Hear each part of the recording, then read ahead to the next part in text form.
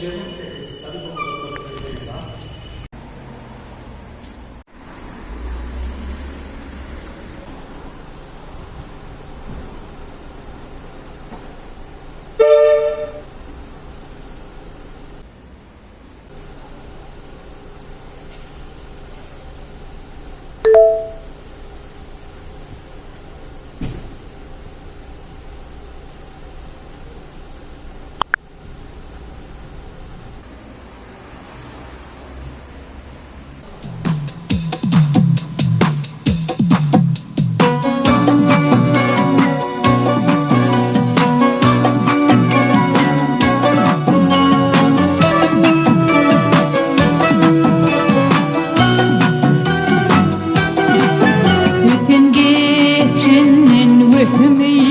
Gözleme olan gözleme Şirin canıma rahmeyle Gözleme olan gözleme Bu gözlere bakma Я продублирую вопрос о ЛГБТИ.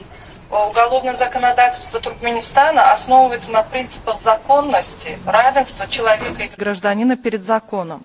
Насилие, шантаж или иные преступные проявления являются преступлениями.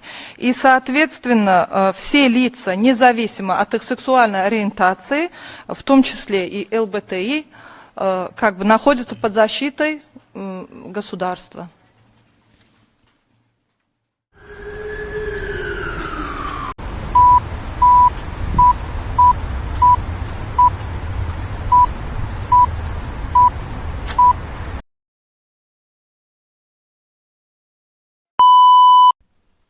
Привет! Надеюсь, тебе было весело, весело через слезы. Вот моя реакция на эту вашу правду.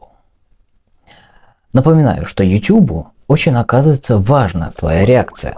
Так что, пожалуйста, поставь какую-нибудь реакцию, комментарии, обязательно делись. Ну, можешь и подписаться на худой конец.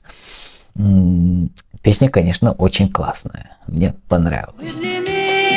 Olan gözleme, gözleme olan gözleme, gözleme olan gözleme, şirin canıma rahmeyle gözleme olan gözleme, gözleme olan gözleme, gözleme olan gözleme, şirin canıma rahmeyle gözleme, ay olan gözleme. Aşığım akşılığına gelme, gel de oynaydı güldür. Şun aşıkta hayal olmaz, gözlerin gelin gözlerin. Aşım cellat gözüm yağı, yüreğimde koydum dağı. Aşım cellat gözüm yağı, yüreğimde koydum dağı. Ah yüzden öpüş al dağı.